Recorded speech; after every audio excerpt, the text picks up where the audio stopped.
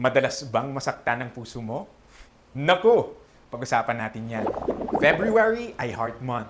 Panahon para pag-usapan kung paano alagaan ang puso natin. Kasi ang puso, tahimik lang. Pero pag napagod, biglaan ang problema. Sigarilyo, sobrang alat, sobrang tamis, sobrang mamantika. Tapos sasabihin natin, minsan lang naman.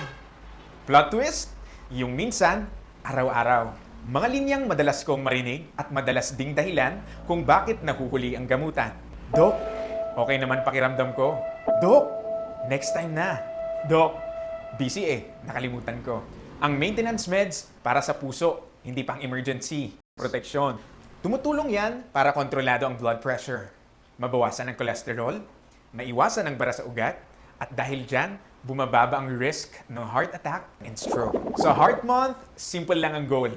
Bawasan ang maalat, mamantika at matatamis. Dagdagan ang gulay, prutas at lean protein.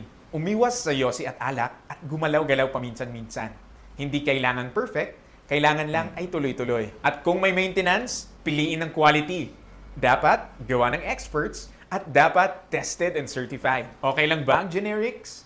Oo naman, dahil mas abot kaya itong alternatibo kaysa sa branded. Basta siguraduhin ang quality.